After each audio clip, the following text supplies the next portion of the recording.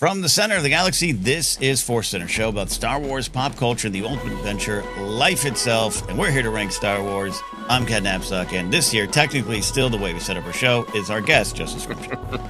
Happy to be a guest in my home on this podcast. Having a lot of fun going through the databank brawl, rewinds, and rede that we're releasing on the podcast feed, and I love when you introduce me, and whiskey. A guest that needs to return to the show. I think of you used a specific rhythm when I would introduce you as a guest. And I think of it often because it was like very consistent. You'd say, happy to be here. Yes, well, there was. Yeah. And sometimes when I get to I'm going to a favorite bar and I think, happy to be here. Like Ken used to say it on Databank Brawl. Happy to be here indeed. And we're happy to be here to continue our series on Star Wars Ranked. We're having a lot of fun ranking our favorite scenes in Star Wars movies, episodes 1, episode 2, and now episode 3. We are starting to move out of the prequel era. And so on one hand, Joseph, the list we're going to compile here, working our way 10 to 1 as you and I share a list and put it together, surprising each other along the way. This is, you'd think, the easier film to rank because it's Revenge of the Sith. It's generally considered the best of the three. It's more popular. And it's chock full of great details, but I found this to be extremely difficult, and I feel ill-prepared. Yeah, no, it is difficult because there are many, many great scenes, and this whole scene experiment is really fun because, do I pick that scene because I think it is truly my favorite scene, or does that scene happen to contain 3 to 7 of my favorite moments? But the scene as a whole is not necessarily as great to me as this other scene. It's very, very challenging. Very challenging indeed. We've been having fun zeroing in on the definition of a scene. Both of us have screenwriting experience and sat in classes and had professors teach me what a scene is. But then also sometimes I think of it as a set piece. Like you said, it's a moment where we're going beyond the dialogue, which we have ranked those as well. So, all right, it's Revenge of the Sith, 2005. God, every scene too has so many little details. Episodes 1 and 2 do as well. There's some deep stuff in both those films as we talked about in rank. But before we get it, there's just so many quiet moments where I'm trying to talk about every bit of knowledge in them. Yes, and Attack the Clones is like my personal favorite of the prequels, and I think it has the most sort of that's a very easy to define isolated scene. But one of the reasons I love Attack of the Clones, like we talked about last time, is it's very pulpy. It's very weird. I feel like it's Lucas just being like, screw the haters. I'm going to be as weird as I want. Revenge of the Sith feels like in some ways, his most personal film.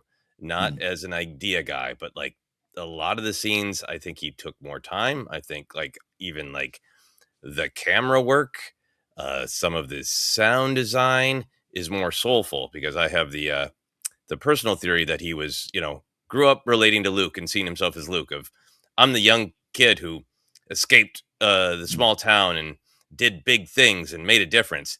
I think by the time he's middle-aged, battling his way through the prequels and thinking of himself in his own documentary, he entitled Empire of Dreams because I wanted to escape the cage of a studio. So I built a studio. And did I cage other people? Did I become the very evil that I swore to destroy?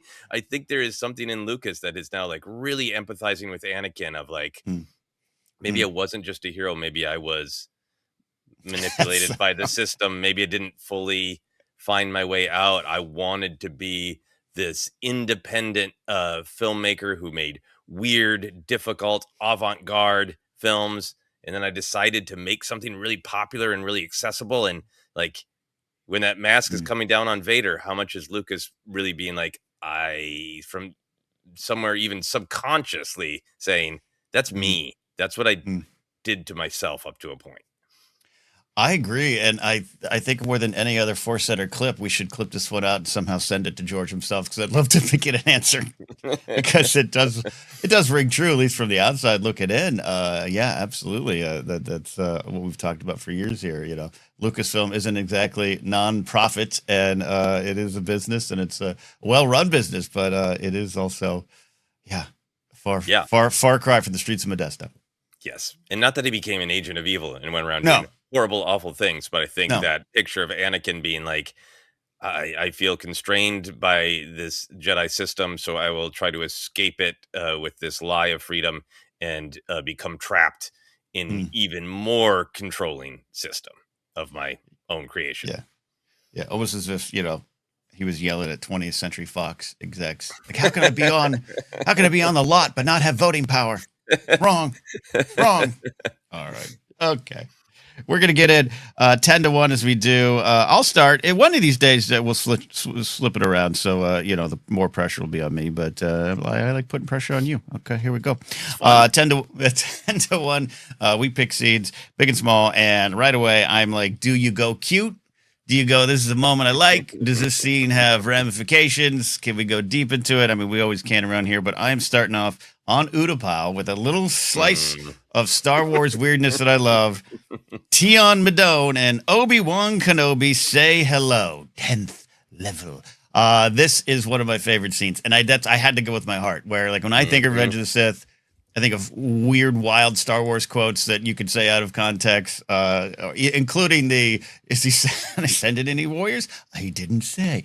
Everything about the scene, including maybe even especially Bruce Spence as Tion Madone, who had this great run of being important mouths in films, because he's, even though it's cut, he's the mouth of Sauron in Return of the King, which is one of my favorite deleted scenes there. But he's got the big mouth, and he's just a great actor, great performer. Yeah, great role in the Matrix too, in one of the Matrix sequels yes. too, which have a lot of connections to the prequels because of where they were filmed. Yes. Does he have a big mouth piece in that? A literal mouthpiece in that? He's great. There might be a close up. I can't remember. Yeah, he's just so good with it. Anyways, beyond he's that, really great. He's really powerful. He's fantastic in the film.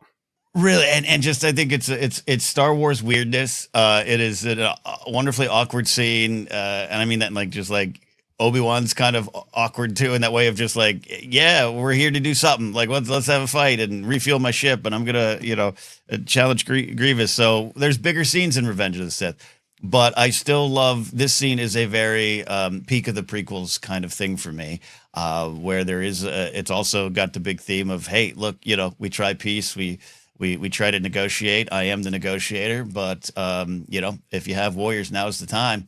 I think it's the spirit of the film as well, and becomes the spirit of the rebellion. So I can go deep on those themes, or I could just stare at Bruce Spence's mouth as Tion Madone all day, because it's weird, wacky, wild Star Wars fun for me. Yeah, no, I think I was pretty sure you were going to pick this one, because I know you're Yeah. Tion Madone love, but like every line is a banger, and it's Ewan McGregor always does a great job as Obi-Wan, but I think a lot of it is the amazing performance under all of that makeup. Every line is like thousands of them.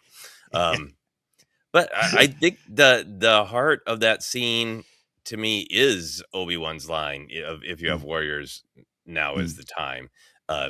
It is, we are being used against our will as a people by this agent of war and destruction holding us hostage, and Obi-Wan saying like, you have to decide whether you're okay with that as a people. Yeah. We're gonna come in, but we could sure use your help. I don't know.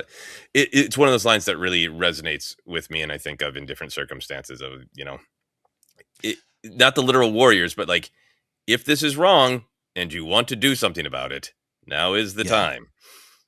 There's a little bit of spirit to it. The great line of "There's no war here unless you brought it with you," kind of reminiscent of Theoden in Lord of the Rings, being like, "I would not risk open war on my people," and Aragorn being like, "Open war is upon you."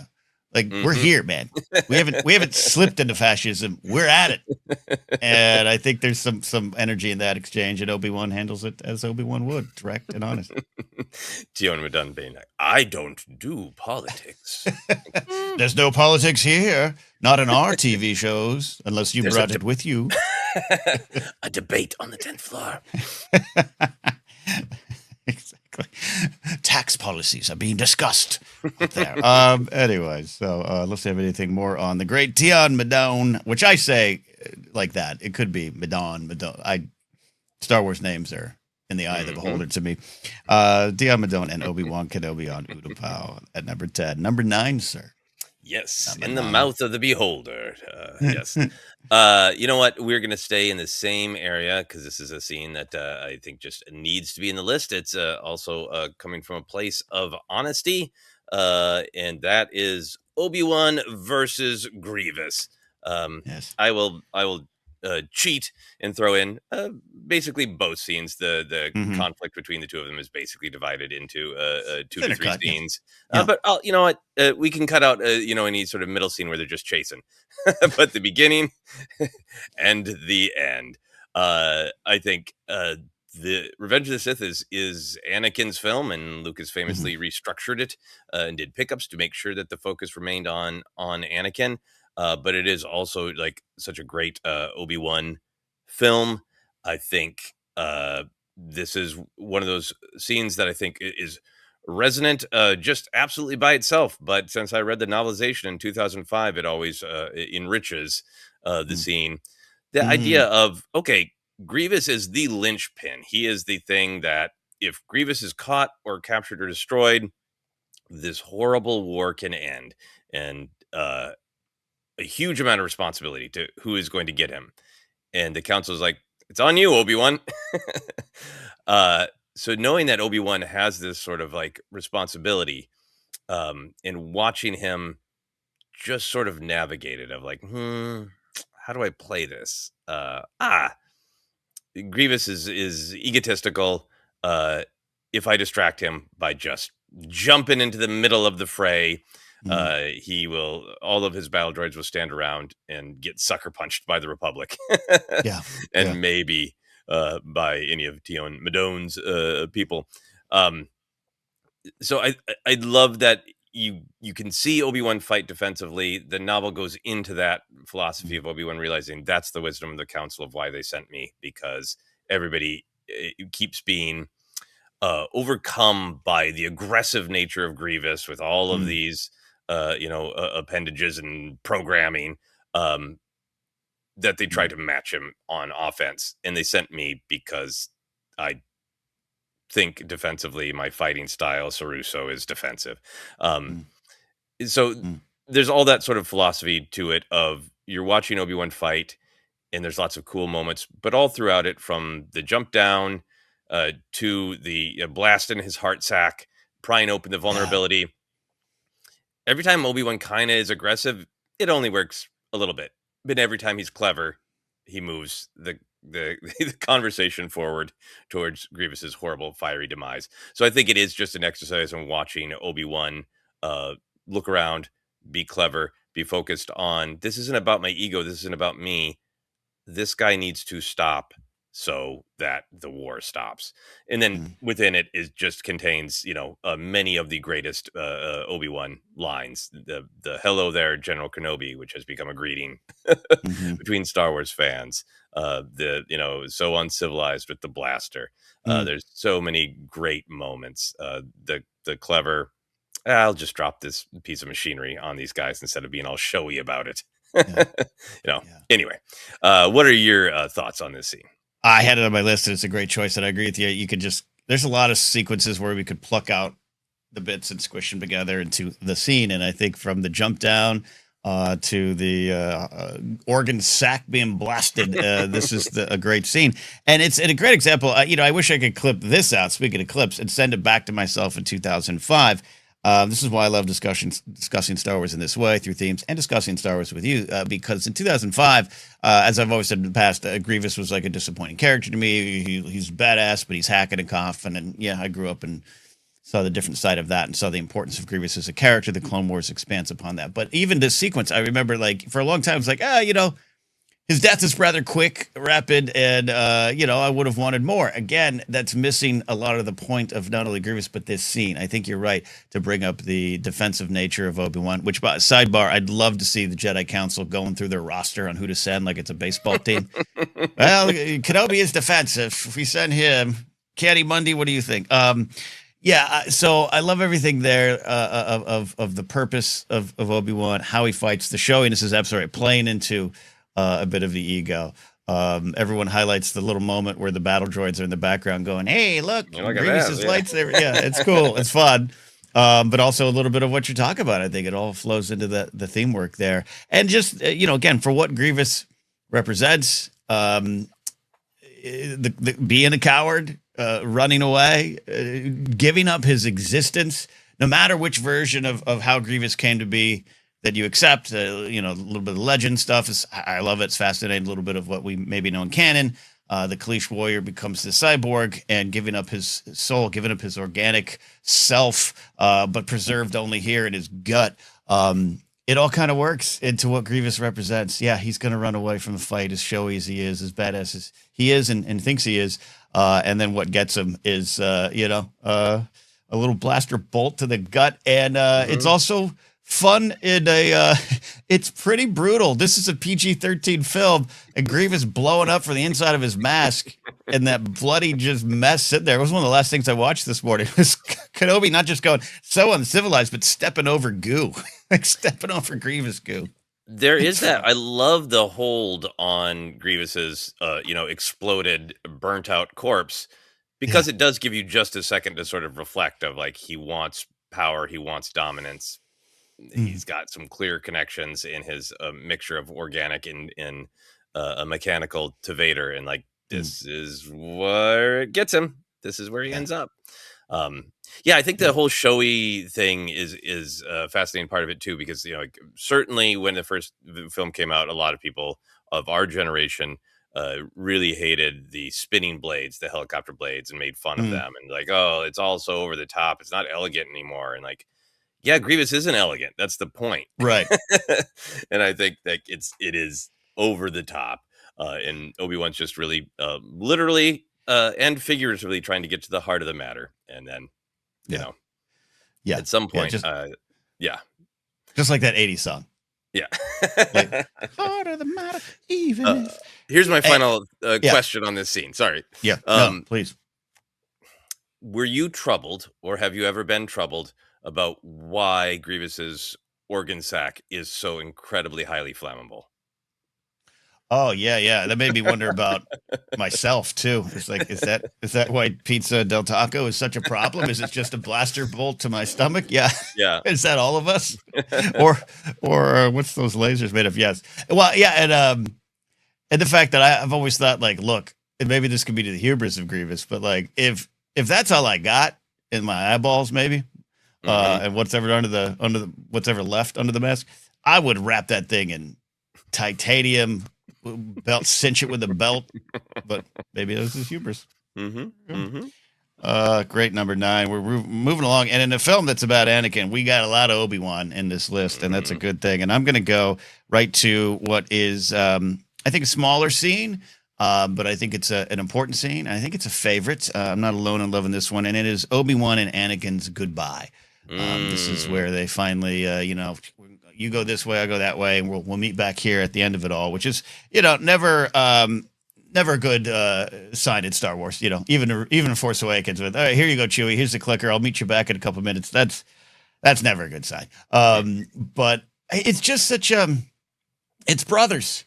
And it is the relationship and its warmth, and we got Attack of the Clones and most of this film setting up the chasm between them, setting up the distance that is set in between them, and the resentment, and Obi-Wan, should I have been a brother? Should I have been a father? Did I want this? All the stuff that we know is at play. We now have the benefit of 7 seasons of the Clone Wars animated series. We have books, and we have both expanded or in Legends and canon, where their relationship is on display. But at the time, from 2002 to 2005, we kind of skipped it over. And no disrespect to the Tartakovsky stuff too, as well. But like I just kind of felt, you sit in the theater and you're like, oh, they're friends. Like, okay, I would have loved more moments. And I think the opening film has that. That might come up again, of course, but like, there's a real warmth, and it pays off the promise that Anakin and Obi-Wan cared for each other, loved each other, were close, were brothers. The line at the end, I think, is kind of set up with this kind of scene too, and it's tiny, and it's small, and it's sad. It is you never know your final goodbyes, even though they'll of course meet again, but never like this again. Maybe until the afterlife. So I just wanted to highlight Obi-Wan and Anakin saying goodbye. I am so thrilled that you put this one on the list because it was on my list of possibilities and one that was like, I hope Ken grabs that one.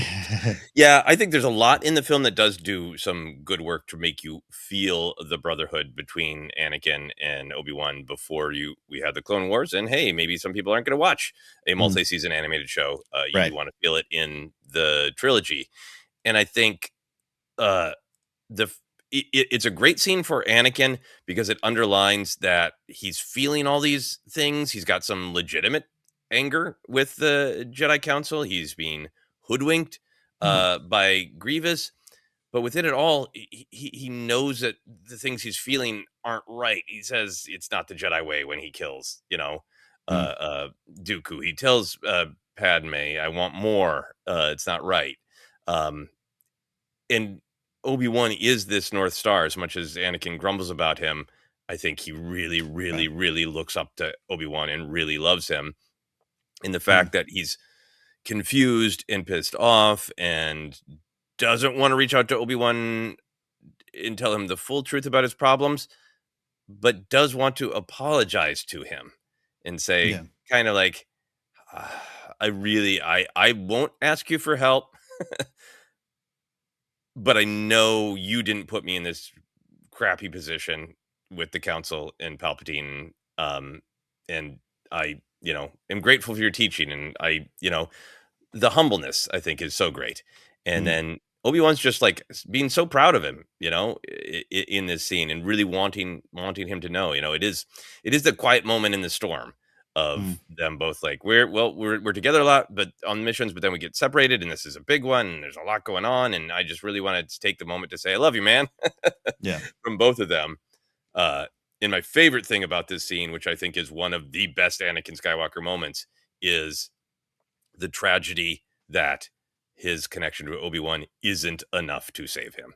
And that Mm, smile of mm, feeling what Anakin always wants to feel is, seen and loved. He mm, feels seen and loved by Obi-Wan for a second, and he smiles, and it fades immediately because that validation from Obi-Wan isn't enough. And it's like, mm, oh man, that's the tragedy of the film right there. In that mhm. acting moment from Hayden and that directing choice from George Lucas. I agree. And, Hayden's performance has been, it's the performance itself has had a journey, right? In Hmm. pop culture fandom, including Attack of the Clones. And I am for one that has come around on the performance over the years. And after being, even as late as Jedi Alliance in 2014, being pretty vocal that I didn't think it was a great performance. And I just don't think that's true anymore. And it's not that I've gotten softer. It's just that I've slowed down and looked at those little moments that you're talking about here. And also, I have to admit, Kylo Ren kind of yelling traitor in Force Awakens made me go, oh, it is kind of a Skywalker trait, huh? Some of the stuff that, oh, okay, yeah, maybe a little intentional. Okay, yeah, but it's these. It was some of these moments will come again, but it's the soft, quiet, introspective moments that Hayden just nails in moments like this. Hmm. Yeah, and I think that moment is also a great like tying back to some of the lessons that he got from his mom and from Qui-Gon that the poor young man couldn't hold on to. Of your focus determines your reality. It's one of those Mm-hmm. moments that's relatable where like you just had a good thing happen to you, and you could Mm-hmm. concentrate on that, Mm-hmm. but the next second later you're brooding about the stuff that isn't right. And like I have had lots of those moments, Anakin Yeah. moments, where like I'm smiling, and then but then the bad things come back in, and that's what I focus on. Yep. Yep. Indeed. That is number 8. We're up to number 7. Oh, me? Ha, You, no. sir. All right. You. All right. This is very difficult because I've got way too much on my list that I want to share. Yeah. But I am going to put one that is very true to my heart, and I don't know that everybody else would pick this scene. It's a long part of a scene, Mm. but for lack of a better term, I'm going to call it Anakin bends the knee. This is basically the scene. The I'm counting it as Mace Windu flies out of the window to, in my opinion, his certain death. Uh, Palpatine Yes. says, ah, and puts a button on that scene. That's And done. then Yep. we are beginning a new scene. Anakin falls to his knees. What have I done? Palpatine rises. And there's a ton of just like great moments in this scene. Obviously, it's giving him the name of Vader, building to this rationale of why Anakin must go attack the Jedi Temple, and ending in that line that is, one of our absolute favorites of, once more the Sith shall rule the galaxy, and we shall have peace. And I Mhm. think there are a couple things I want to highlight about the scene and why I picked it. And the one is just highlighted in his line. The scene is where Anakin agrees to become a Sith and agrees to follow his uh, Palpatine's, Darth Sidious's teaching, agrees to do anything, no matter how awful, to learn how to save Padme. It's also the one where we watch uh, Palpatine become Sidious, become the Emperor. By the end of the scene, he looks, like the Emperor we knew from the original trilogy. But that line of "once more the Sith shall rule the galaxy" is all power, anger, the truth of what the Sith want, and then the lie, and Mm. we shall have peace. Uh, Everything about this scene is the truth of the Sith, followed by the lie of the Sith. And I think, sometimes even in real world, we ask ourselves, how can people do awful things? How can a group of people come together and believe awful things? How can a group of people come together and agree to do awful, awful things to other people and then just be okay with it? And I think we sometimes picture kind of an almost cartoonish evil, with the Sith sometimes are, of like, ha Mhm. ha ha, we shall crush them, we shall destroy them.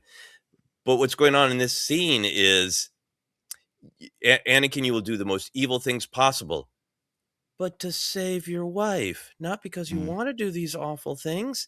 And Mm. you must go kill all the Jedi so you'll become powerful enough to save your wife. And also, well, of course, we both agree that the Jedi's next move from trying to arrest or kill Palpatine would be uh, to kill the Senate.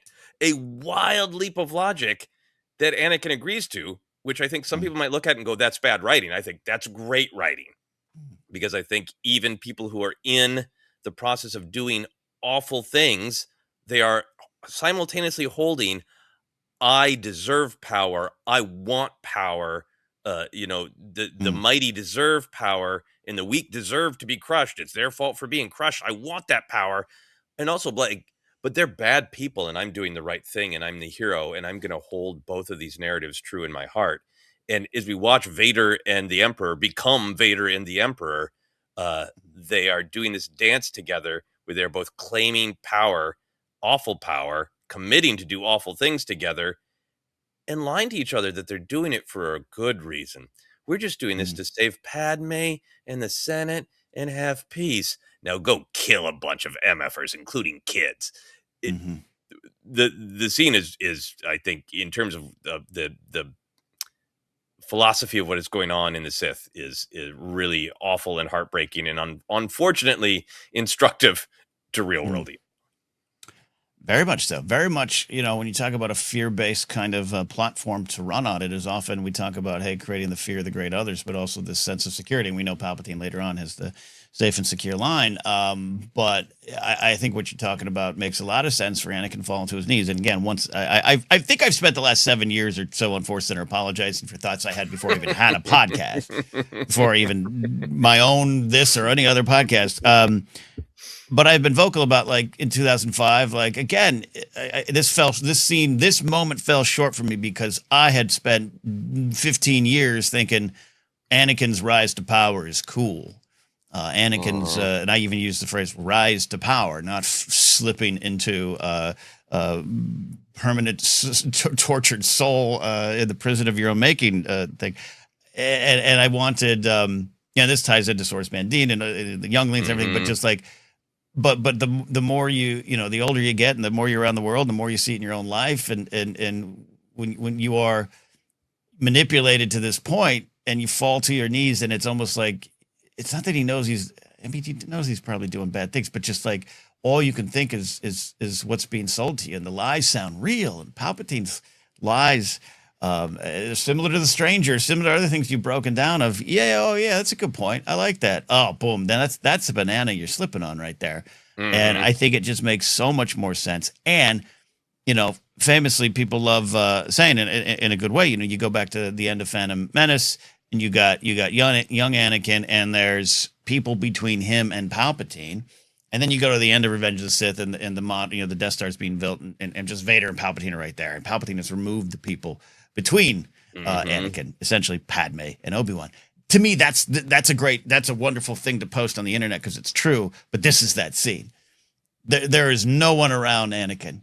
He has removed everyone or lost everyone, and the only thing he has is this man providing a false sense of power, a false solution, the illusion of peace, everything. And of course, in that most vulnerable moment, the attachment that we've been hearing about for such a long time would bring him down. So I think it's all at play there. And to boot, look, Star Wars Celebration 2027. If you see Joseph and I at a hotel lobby bar and you want to buy some shots so we could say some of our favorite Palpatine lines, and forth, like everything on display in this scene is wonderful, delightful, over the top Star Wars fun. And I love it.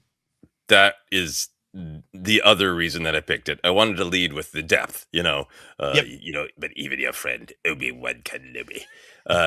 No, yeah, to your point, knowing he's one of the few guys, and that line now connects so directly to the end of Kenobi, where Vader's like, "We will pursue. He got away, but we will pursue him." And Right. and Palpatine's like, "How about not? Yeah. How about you leave your old man alone? Because I don't want you talking to him, just in case." But yeah, Yeah. one of the other things is like, I don't know if Ben Burt decided I am going to, like a baseball player, point to out of the park where I'm going to knock this, or George Lucas said, "Hey, how many tiger noises you got to layer under Palpatine?" I would assume that it was a collaboration between Ben Burt and George Lucas, but that sound design is phenomenal. To not just have the thin, wispy, reedy voice of Palpatine, but this is a moment that this man's been waiting for forever. The mask has fallen, and he's going to manipulate Anakin a little bit, but for the most part, he can just now let it all out. And it's almost like all this sort of like evil within him is just sort of like settling into place, that he had it like locked away deep in his soul, and it's getting to float out to the surface.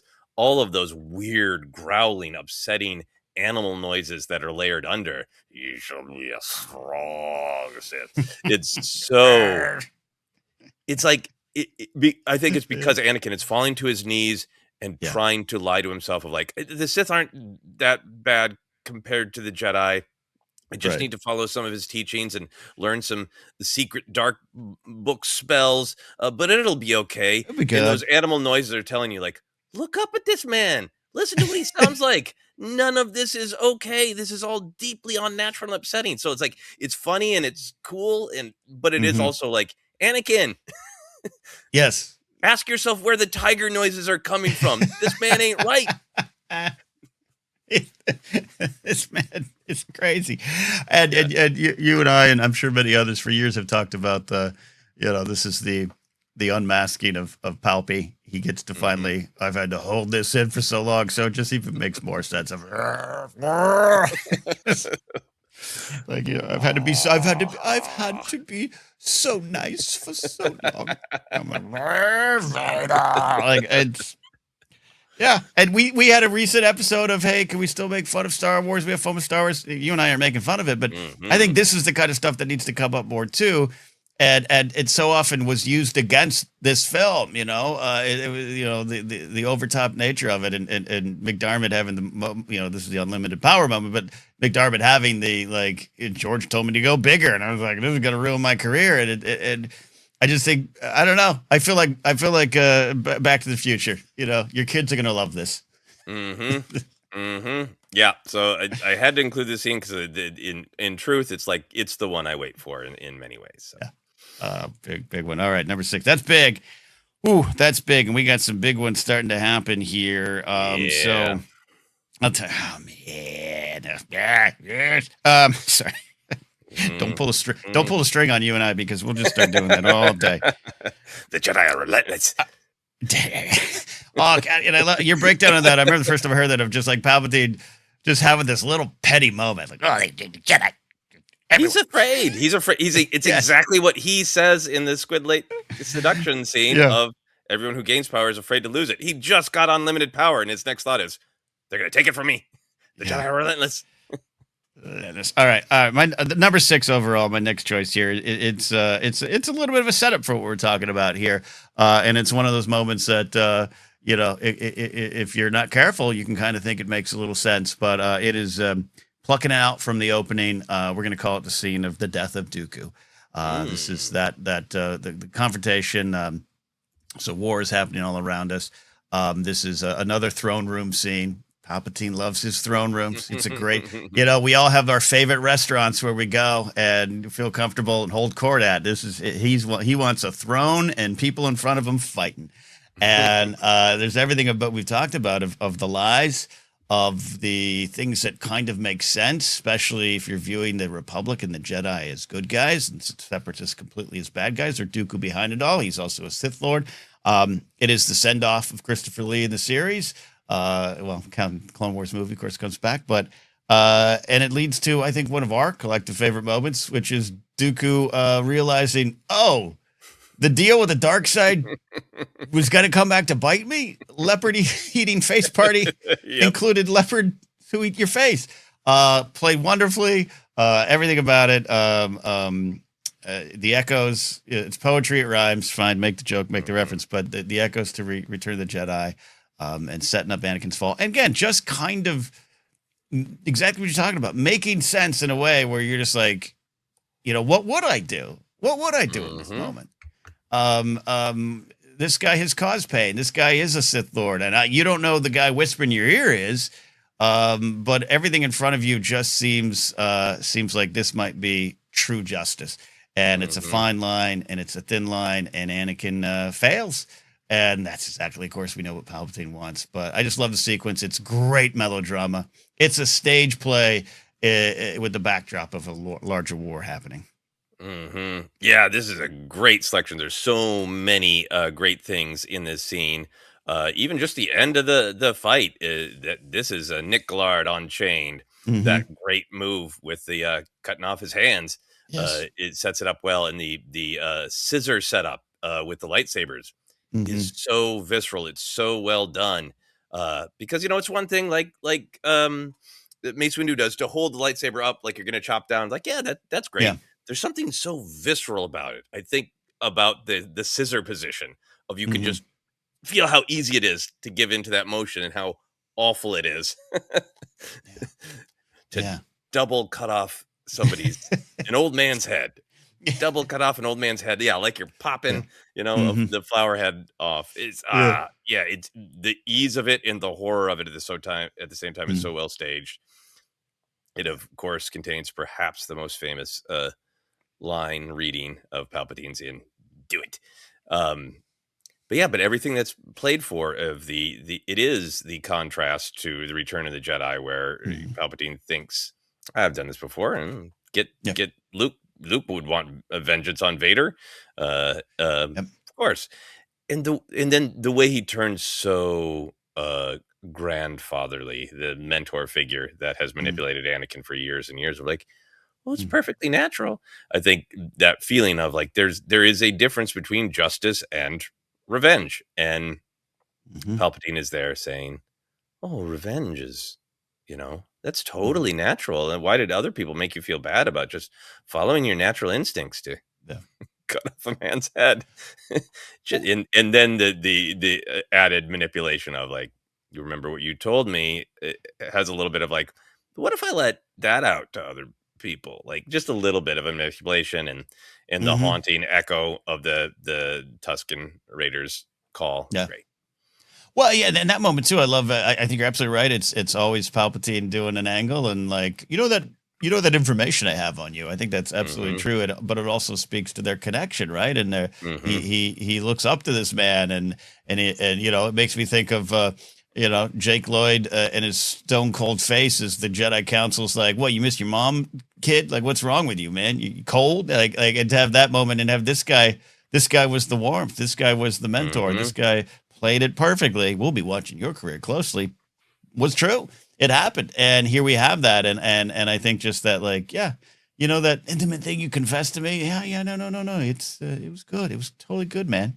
Totally good. You should have just sliced everyone down. Do it now. I think it works. It's fun, and Yeah. I think it's fun scene. Like I said, big melodrama. Yeah, incredibly well constructed, and yeah, and great early in the film for to see Anakin's conflict of he wants to be a good Jedi, he wants to do things the Jedi way.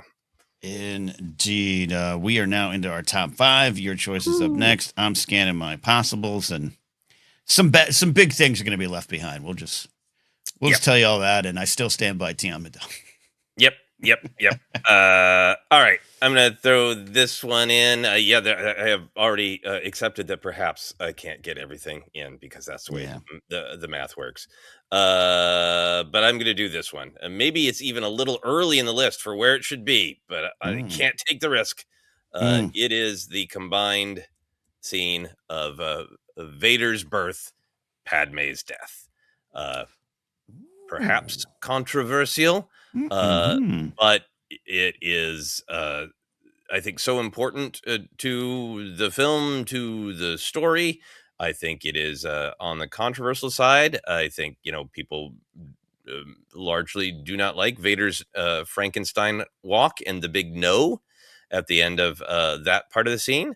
Many people are challenged by Padme's death, which I understand, and we've talked about before. Uh, but I think for me, the reason I wanted to include it is a couple things.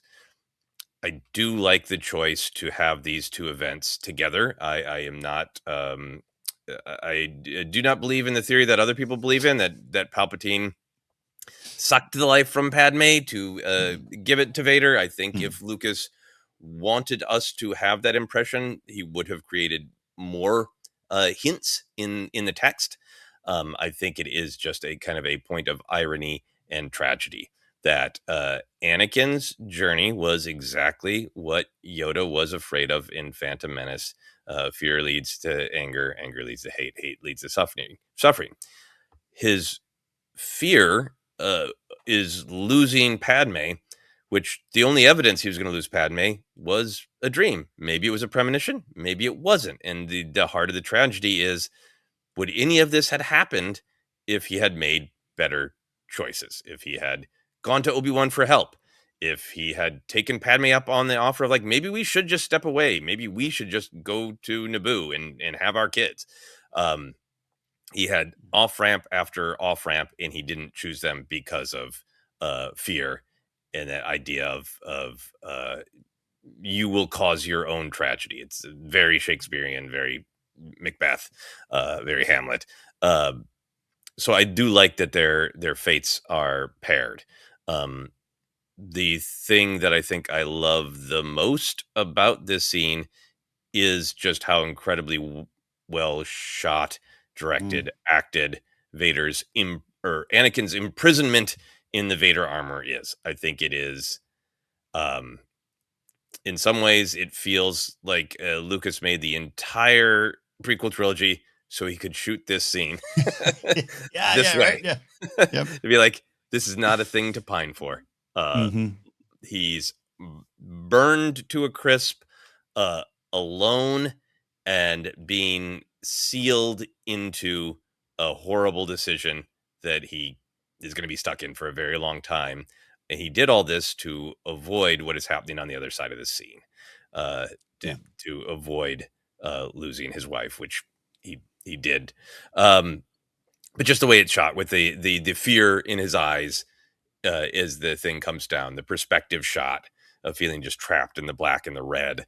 Um, that great, just incredibly immaculate, clean shot of Vader's helmet and that whir as it all sinks in. It's some of the best, just like, cinematography Mm. and editing and acting in all of Star Wars. And then on the Padme's death side / Luke and Leia's birth, it is all of these. Anakin is dying and Vader is being horribly unnaturally born. Padme is dying, but Luke and Leia are being beautifully born into love and hope. Um, and we've talked about it a lot, but the evidence we have for what happened to Padme is what a medical analysis droid tells us in a series Right. that is largely about the organic and the flowing and the intuitive. It's probably more important than the mechanical and making assumptions. Mhm. There's nothing medically wrong with her. She has lost the will to live. Comes to us from a droid who's like, I don't know. Yeah. I'm a Yeah. medical Yeah. analysis droid, and I'm just shooting out opinions. Yeah. Feels a little bit like Obi-Wan asked AI, Yeah. what happened to Padme? It's like, I don't know. These are the most likely words to string together. I don't know. Yeah. Um, Yeah. so I really hear, respect, understand some of the frustration with the lack of clarity around Padme's death. But I feel like it is one of the few times where Lucas embraces a little bit more of his early filmmaking, where he is willing to be abstract and undefined and let the audience ask themselves Mhm. these questions. And the evidence that you have in the text is, according to the droid, there's nothing medically wrong with her. Um, she seems as though she hasn't lost hope, because her last words are words of hope for Anakin, certainty that there's still good in him. So I think it leaves it up to us, the audience, to decide what happened. And does it matter what the, like, the visual dictionary technical answer Right. is? Like, Right. oh, did an artery burst that the medical droid didn't detect? What's the real answer? Uh, what matters more is, what does it make you feel? And what it makes me feel is that there is a deep bond between Anakin and Padme. Anakin's betrayal of everything that they believe in wounded her, and what is most important to her is that her children go on. And so all the life that's left goes to the children. And I think this is a scene, when you put them together, of Anakin's selfish, fear based choices conceal him in a prison, and leave him with an angry, lying old man, and Padme's choices, and with hope and with the birth of new life, selflessly. Yeah. Yeah. Well said all around. It's a great choice. Absolutely. You're talking about some of the most beautiful shots in Star Wars, around one of the most tragic falls in Star Wars that the whole Hmm. franchise is maybe built around, at least the first six. Um, we always highlight it, but there's that shot of Anakin's eyes kind of going big, and I always, Hmm. even though the mask comes off at times in his chamber, and Vinay and him probably have chit chat kind of conversations over what do you want for lunch, Vader. I don't know, but um, his eyes do see the world again, but never the same. Never the Hmm. same after this moment. So I think to play that and capture that moment, the steam rising, it's beautiful. And you said so many Hmm. wonderful words about it. Not here to explain, not here to defend, not here to take away anyone's you know hurt feelings or Hmm. frustrations with the death of Padme. I will say though, I do think Padme needed to die in terms of what this story is, right? Hmm. And I would stand by that in the sense of the story George was telling, the thing he was setting up. Um, should there have been more Padme in the film? Should we have had the delegation of 2000? All this, Hmm. yes, yes. And Big you and I agree. love the character Padme, the steadfast character that is right about everything.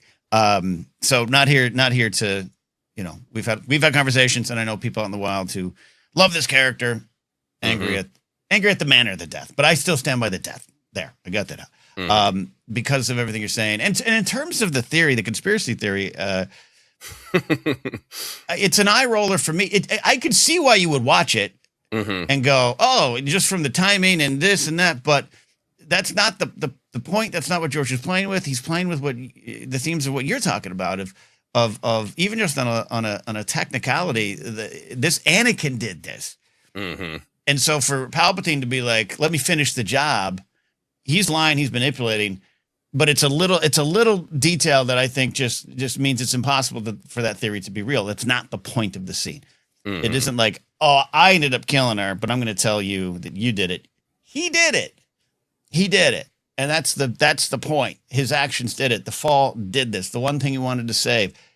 is the thing that he lost, is the person that he lost. Mhm. That's why. And I think, I think just in terms of a high sci-fi fantasy morality tale, this is, as you said, the Shakespearean tragedy at the center of it all, and it's beautifully intercut, and it does end with hope. And her last words, as always, were right.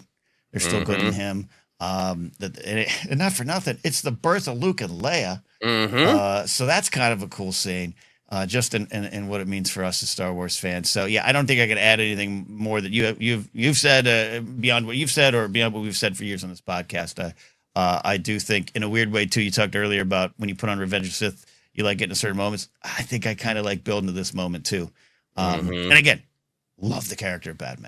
Want more. Mhm. Want her name to be said in canon again. Yeah, no, and But there's I could talk about various things that storytelling things that I would like for Padme for a long time, yes, but I also just I do understand, and I had friends at the time who were bummed out by the totality of the film, that she had a smaller role, that we yeah. didn't see sort of her leading the formation of the rebellion, and that it culminated in this. And I understand that perspective of the film as a whole. But I do feel like scene is very artful, and uh, to me, very respectful to sort of the spirit of the character. She dies selflessly, Mm-hmm. giving energy to others and with hope. Mm-hmm. Indeed. That's number 5. We're gonna go to number 4, my choice here, and I'm looking at my list, and again, the question comes up of what is a sequence, what is a scene, what is a set piece. I'm gonna pluck something out of a bigger thing, and again, something that we've all celebrated here for years, and it leads to a John Williams conversation. But I will put at number 4 what we all call Padme's ruminations, Yes.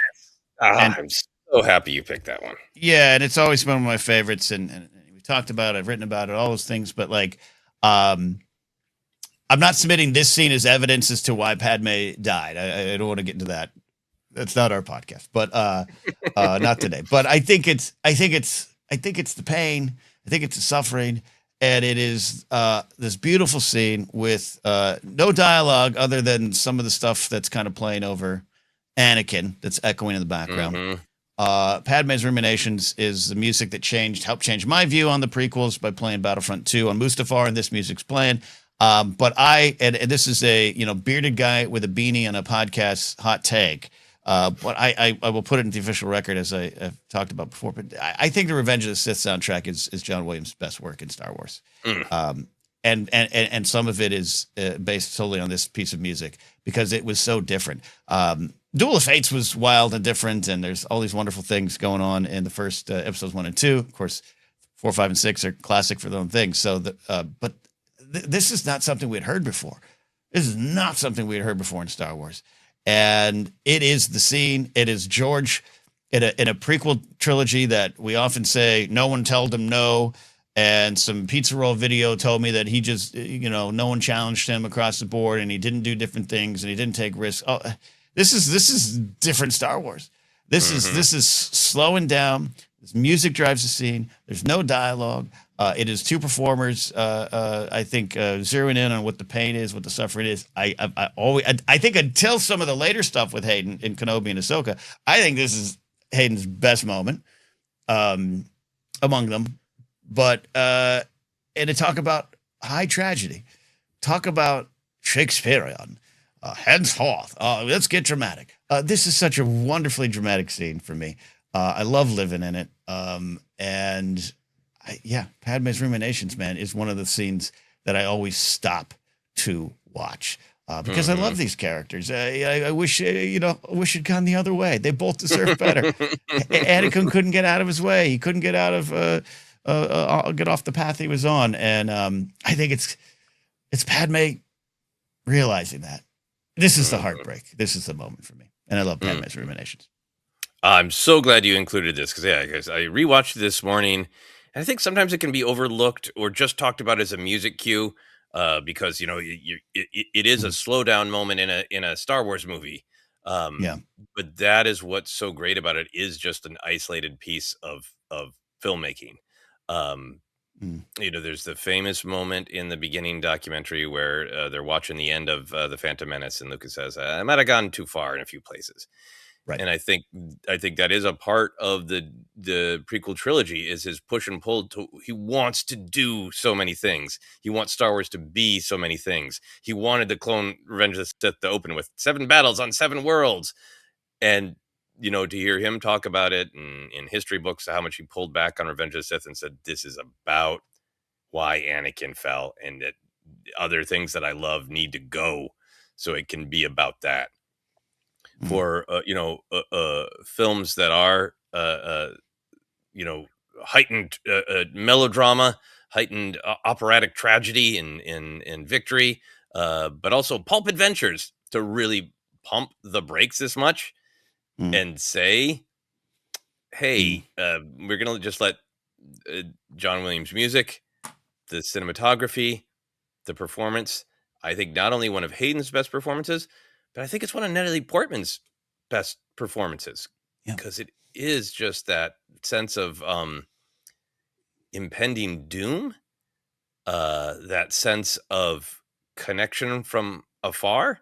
Um, this is one of the things that made me feel like I don't care what the technical force rule is. Were they a secret dyad? Were they something else that hasn't been made up yet? I'm Mm. just talking about filmmaking. Just Yeah. watch it.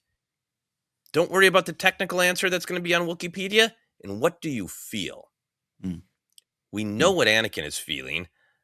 We know he's itching to go make sure that Palpatine lives. He's fighting the battle of the film, which is, am I going to give in to my fear of loss, or am I going to be Mhm. patient and calm and wise? And we're watching him slowly give in. We're watching him look across and think, I think selfishly, I can't live without her. And I think Padme, again, thinking like, I wish I could help him. What can I do to help him? I know he's in pain. I know things aren't right. I know he's over there in pain. What can I do? It's almost reminiscent of the moments of Leia being, Mm. very intuitive in her force connection, of just feeling Right. what other people are feeling.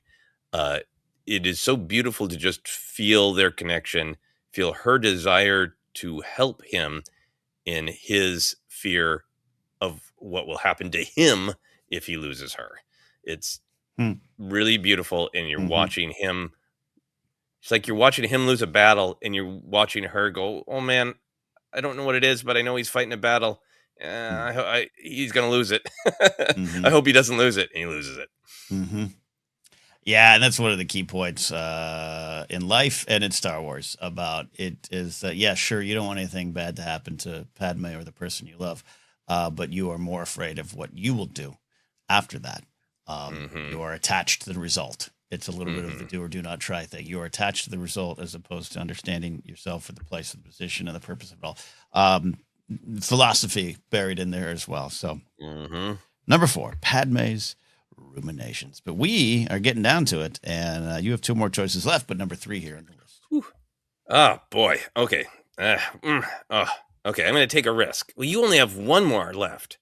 I know. Mm, all Mm. right. Mm. I'm gonna take a risk, because I think you'll include one of the scenes that I would like to. I'm gonna say, because it's another one that has been criticized over the years, but I think it's great. And that is the end of the battle between Obi-Wan and Anakin. The high ground scene is what Mm. I will call it.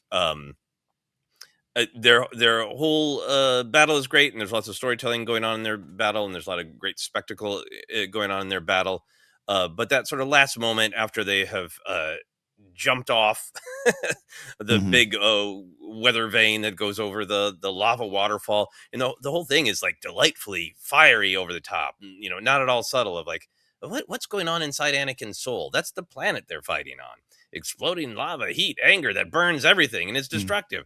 But then it quiets The down whole to just planet's a like, volcano. Yeah. his whole soul's a volcano.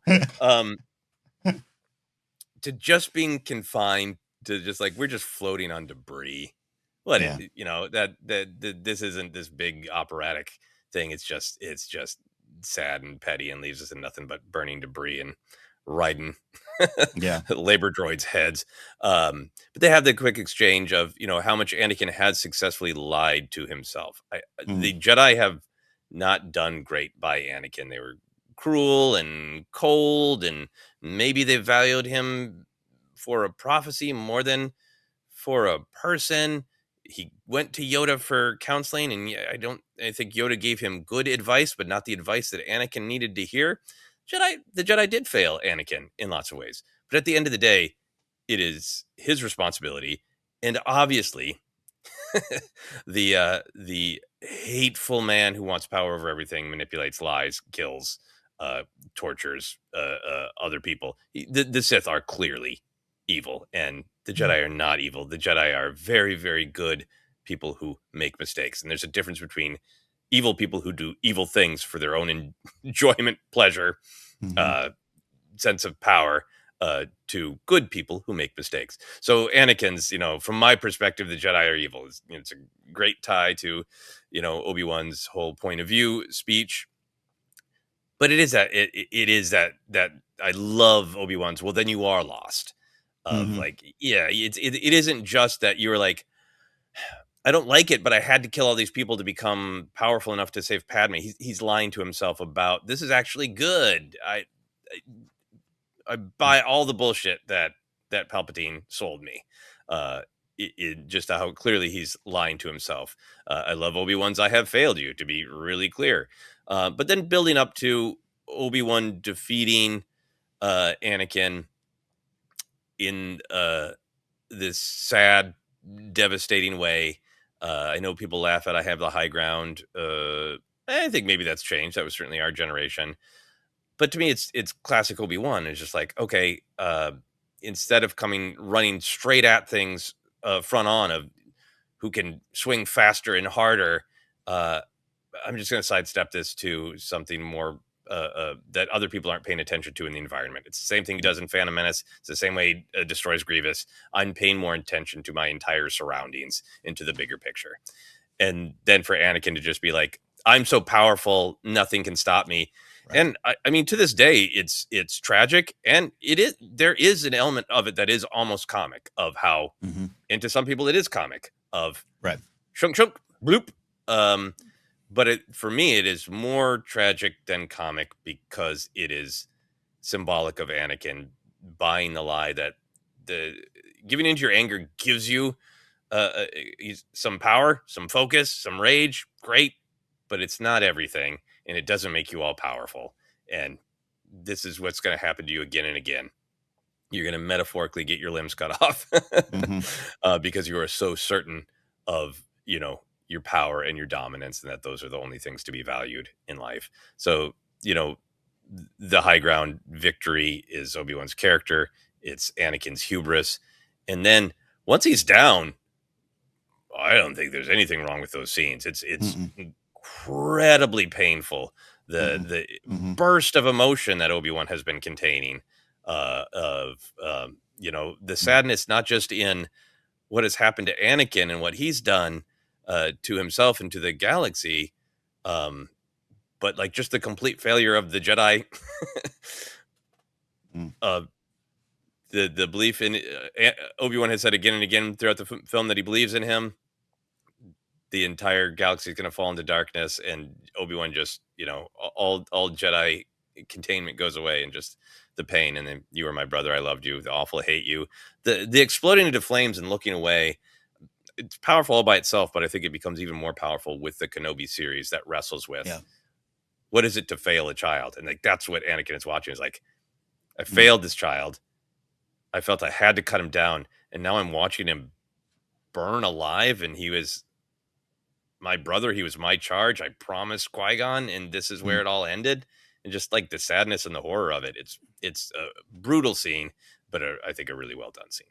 No, I think it needed to be on the list, and I'm just trying to go back to '05 and think about like what did the high ground line do to me, and of all the things that I might have joined in on, I didn't join in on the high ground sucks moment, as much as that, because I thought it was a great fight, and like I don't know, also Obi-Wan wasn't lying. It's just like, and even when I'm not plugged into the themes like I am now, or with what we've done on the show for the last 12 years, like it is about what Anakin is, right? It is exactly what you said. He is the hammer that's going to swing at everything, nail or not. And this is the way he gets thinks he can get through it. And this is also setting it up for this is who Vader is, and technically he might be Vader at this moment, whatever. But the masked Vader marching down every hallway he can find with all the power that he sold himself out for, and he never gets what he wants. Here's that on full display. And I'm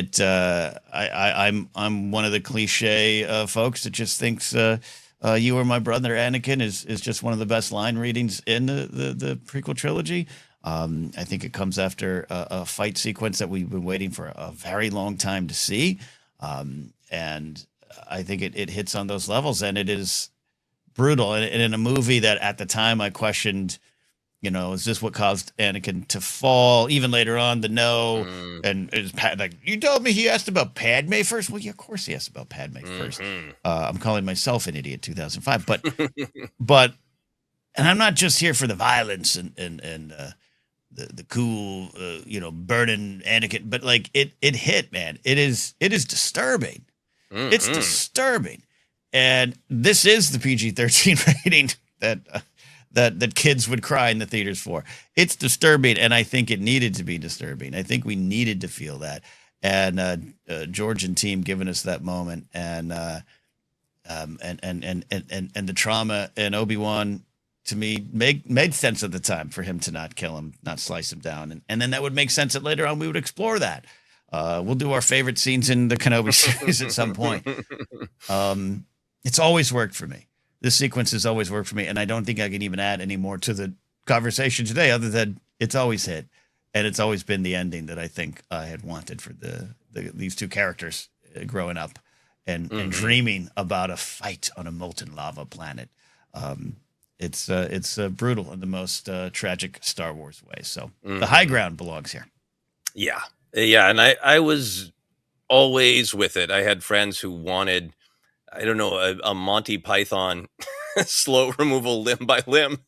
Like, that's not who Obi-Wan is. He wouldn't, it is always about what we take with us into the cave. It really is, as movie fans and TV fans and shows, and it's a larger conversation that I think especially has to do with endings. When shows end, it doesn't mean they're all perfect, but just there is always this angle of, well, that's not what I thought. And it's not done from a snarky YouTube podcast. It's just our experience as fans. We're connected to it. And I think there's a lot going into this film with that, because this is the last Star Wars. We're getting no more after this. All right. Well, we're getting 2 more scenes after this. And here's the problem. Do I get really like, nah, that's a sequence, not a scene? You have said, oh, I really trust that you're going to pick that. And I have no idea what you're talking about. Because there is one that is the one, and then there's others that are a little cuter, and the ones that kind of speak to me personally. So I'm going to take a risk. Yeah. There's a chance I may have just put you into a corner. That'll be okay. I can handle the corner. But I am going to a squished.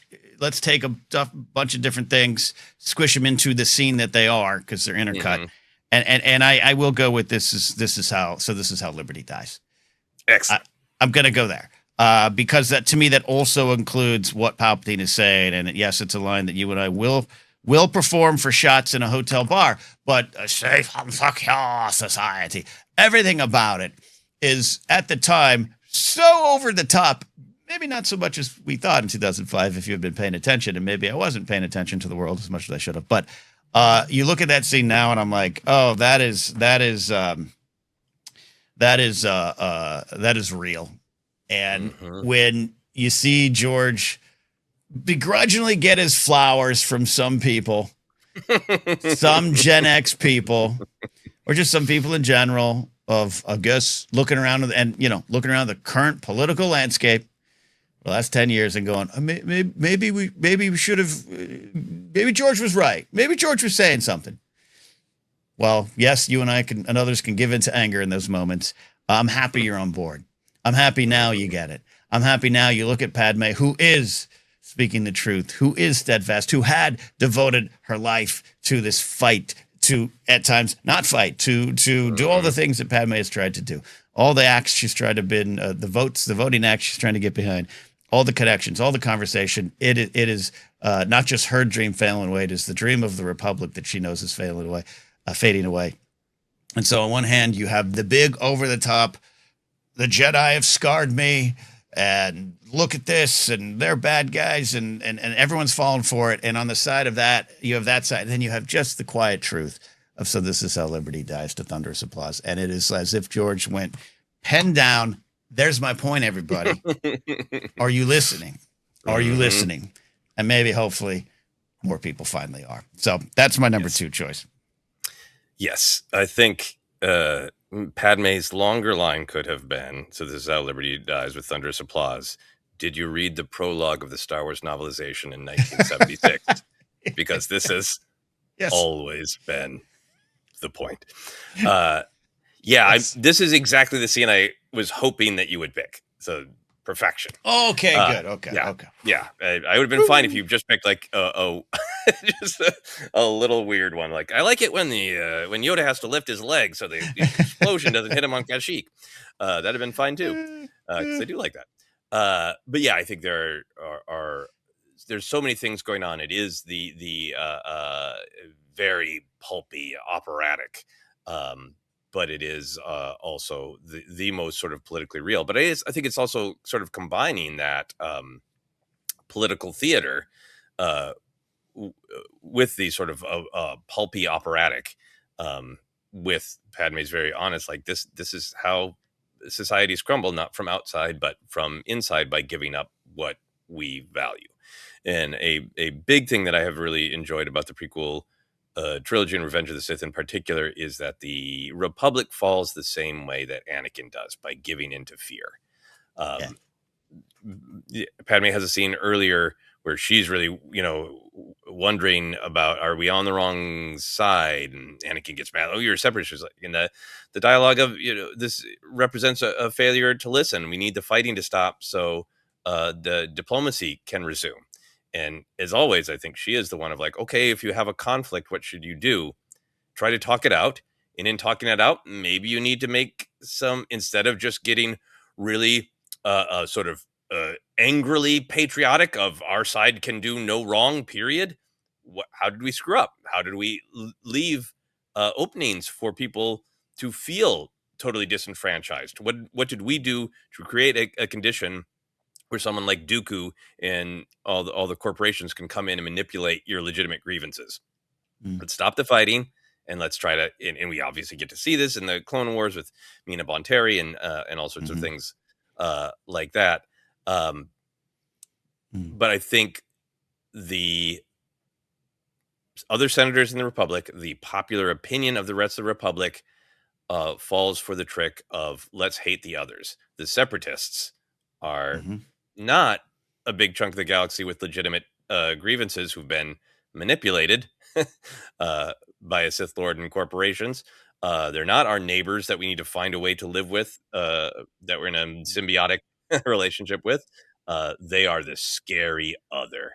And all these powers have been granted to Palpatine because of a fear of the scary other.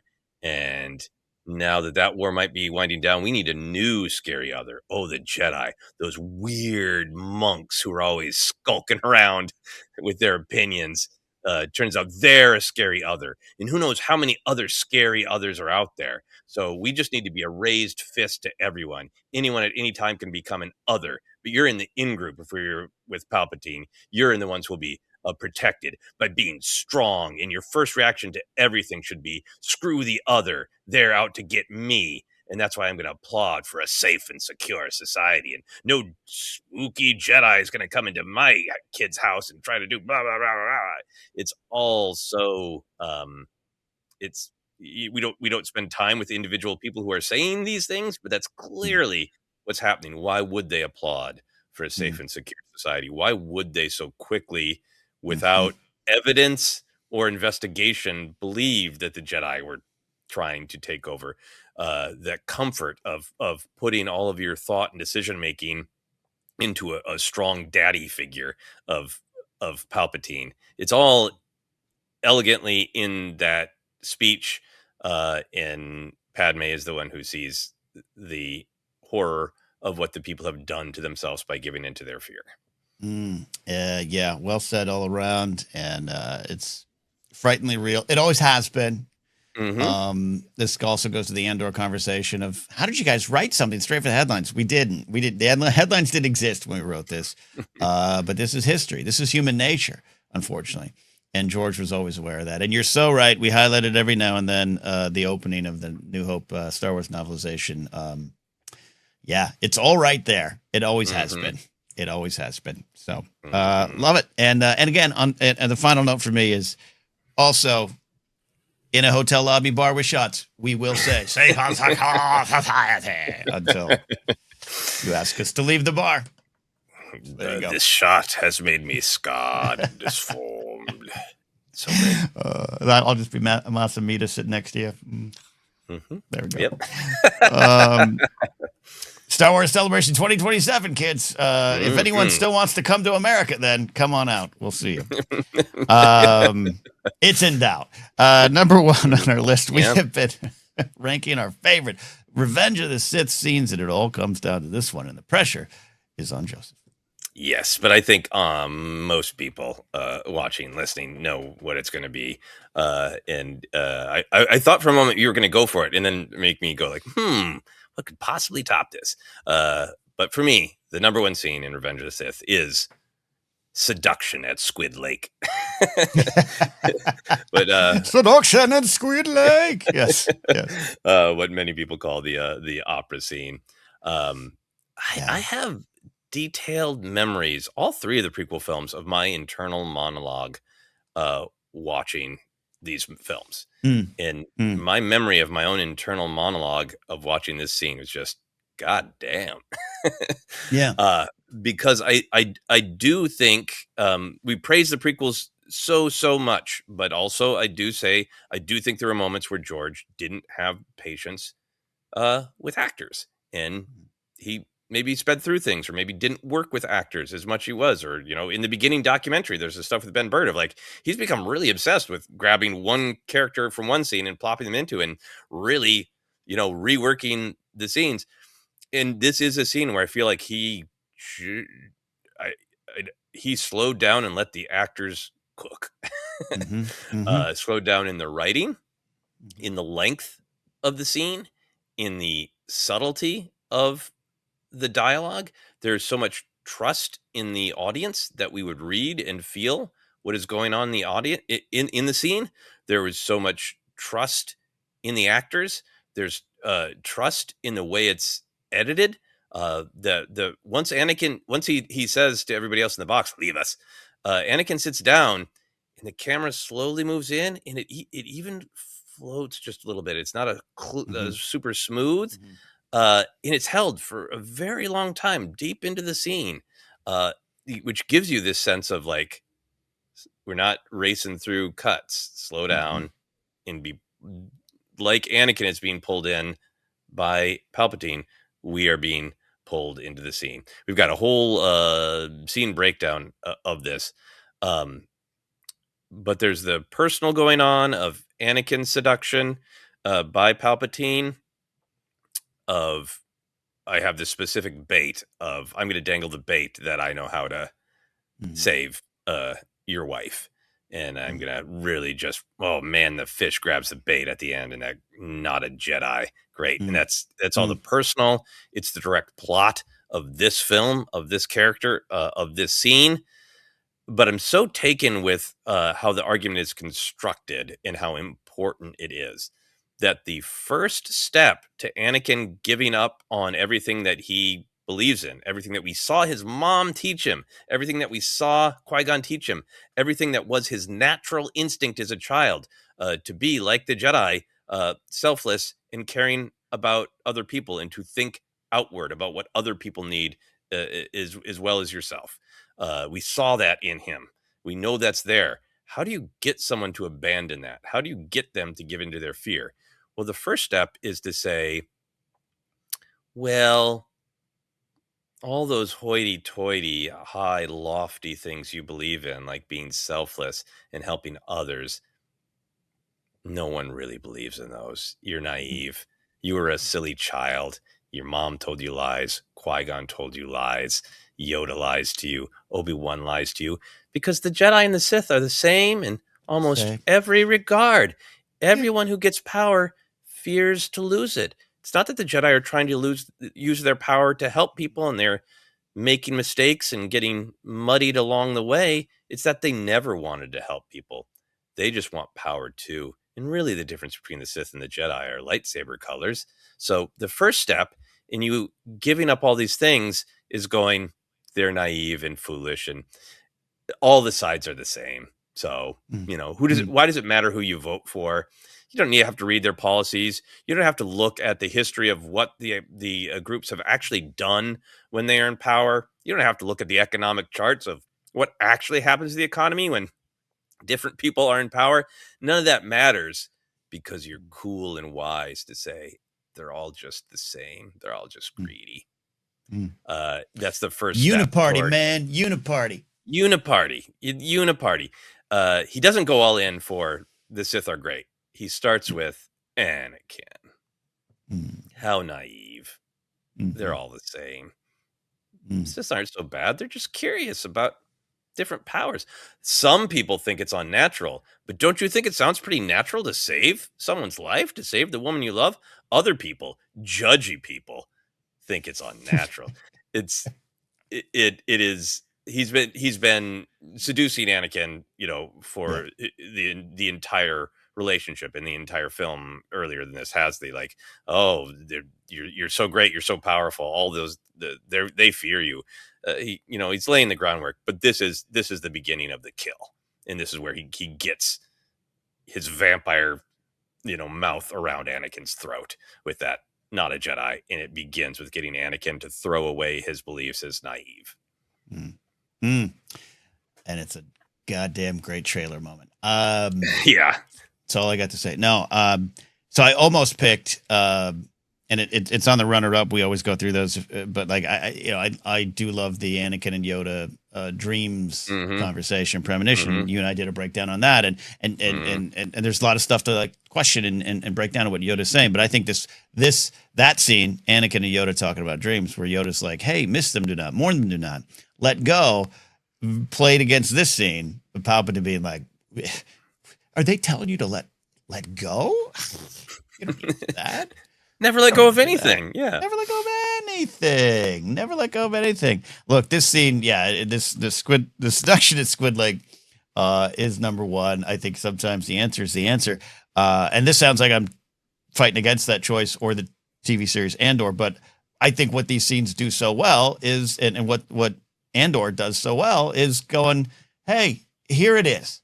A lot of other times things are wrapped up, right? And over the years, I can get a little grumpy when someone's like, oh, finally, they got political with Andor. I mean, you do this. and you want to talk about the Safe and Security Society scene, or you want to talk about Bad Batch calling for socialism. You want to call about all this stuff.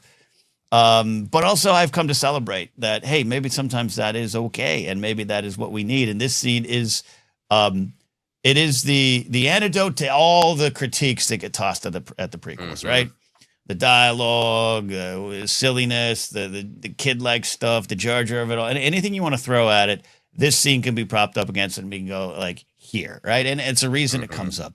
It's the reason JJ, it's not a shot against JJ. We like JJ here. The reason JJ is like, oh, that was always my favorite scene in the prequels. It should be. It's so damn good. And in a movie that has McDermott going over the top to the point where he thought he'd never work again. This is the other direction, like you said. It is George slowing down. It is George going, yeah, we have something to say, and I want to put it on display, and I want you all to get it, and to set it against the backdrop against a Mon Calamari space ballet that looks very much like life being forming and all those kind of breakdowns. It's the perfect setting. It's high class Coruscant society. Which also to me kind of places, Anakin, they're never going to accept you anyways up there. Mm-hmm. It's a little bit of that going on. We got Baron Papanoida there as well. So George cameo, everything. It is to be celebrated, and you're so right. And it is the hard truth of what the scene is saying, that we all can fall for that. Not just the whataboutisms and they're both saying, but just like that core fear we all have when it's played upon, and sometimes we play upon it ourselves. And I think that's what the Anakin Yoda scene is about as well. It's things I have learned even just this past year, if I've gone through loss and changes and having to let go. That scene has more resonance for me. So you could be that scene, or you could be this scene. Which one do you want to be? Which one do you want to be? And it's perfection. It's a great scene for a reason. Yep. The tragedy of Darth Plagueis the Wise, the way he spins that story and his own personal delight. It is just one of Ian McDiarmid's finest performances. Hayden's as well. It's impossible to learn this power with that, tight close up that Star Wars doesn't always do. Just incredible filmmaking. The last thing I'll say about it is I do think it is extremely relevant right now in terms of every accusation is a confession. Everything that Palpatine says about what the Jedi are up to, how they feel, how they don't value the Republic or democracy, how they just want power at all costs. It's all a confession, not an accusation borne out by the facts. Yep. Enough said. Yep. Enough said. All right, that is our list here. T up and down. I still stand by it. Obi-Wan versus the Grievous. Obi-Wan and Anakin's goodbye. Anakin falls. The death of Dooku. Vader's birth. Padme's death. And the birth of Luke and Leia. Padme's ruminations. The high ground. Safe and secure society. And this is how liberty dies. And seduction at Squid Lake. But there might be some scenes that are left off the list here. I mentioned my Anakin and Yoda dreams conversation. Like I said, it's real. It's a personal scene for me now more than ever, and I love it. But any scenes come close to you? I think the other one that I wanted to include is Obi-Wan and Anakin entering the Battle of Coruscant. Basically, everything from the end of the crawl to when they actually get onto the ship. I think it builds their relationship so well and so elegantly. It's a great scene of showing and not telling, catching us up where both of them are, what their relationship is, what the tensions are, and it's fun. And it's fun. Yeah. No, and like I said, this is about scenes, and sometimes there's what is a scene, what is a sequence, and we might bend the rules all through this ranked series. But I had the war over Coruscant too, and that's a lot about the music, a lot about the action, a lot about this at the time. Tartakovsky Clone Wars series aside, this is kind of all we got about the Clone Wars, the faithful Clone Wars. So I hold on to that a lot. And I don't know about you, but I'm very close to finding a way from Anakin's march into the temple to the end of the sequence with Yoda holding his heart and everything. It's the Order 66 sequence. Yeah. It's something beyond a scene to me, and it has its place, and we celebrate it here just in terms of what it means to the story. And I don't know, but I couldn't find a justification for calling it just one scene. Yeah, I mean the Order 66 sequence, everything, from Order 66 through to Yoda taking off those troopers' heads. Indeed. And then there was one. Oh, I always the arrest of Palpatine is it's a little scene I like too as well. Yeah. Rest in peace, Agent Kohler. There you go. All right, that is our list. But here's the thing: if you're watching on YouTube, first of all, like and subscribe and hype the video in the first 5-7 days of release. That really helps. That really, really, really helps, and we really could use it right now. But leave a comment, not just not about how our choices suck. Leave your choices here so we can have a discussion. All right, and honestly, everyone here in ForceCenter, I don't expect anything less than ForceCenter friends, but even the people that kind of swing through here, we have a lot of fun in the comments. But put your list, put the scenes that you like, or put what you like about the scenes we discussed down below there. If you're listening on the podcast feed, well, you could do that with us on social media, especially on Blue Sky at ForceCenter Pod or Instagram as well. Trying to get back to posting some reels and shorts and stuff like that. You can also join our Discord through our Patreon page at patreon.com/ForceCenter and get into the conversation that's 24 hours a day, 7 days a week over there. It's a great community. And listen to the podcast. Get Databank Brawl Rewind on Sundays. And that is it for Force Center. Oh, merch available at TeePublic and Fourth Wall. Links down below. Follow me at Catnapsuck and my website, catnapsuck.com, which hasn't been updated in about 2 months. That's my fault, but it still exists. You, sir. Yeah, you can find me on social media, Blue Sky and Instagram in particular. At Joseph Scrimshaw is my handle, and you can go to my website, josephscrimshaw.com, for updates on the horror film I've been working on, Dead Media. It is going to have its film festival premiere at the end of February at a festival called Nevermore Film Festival in Durham, North Carolina. So if you're in the area, check that out, and please join us. And if you're there and you're a Force Center friend, please come say hello. I'll be at the festival. Indeed. All right, that is it. We'll see you next time. Star Wars has been ranked.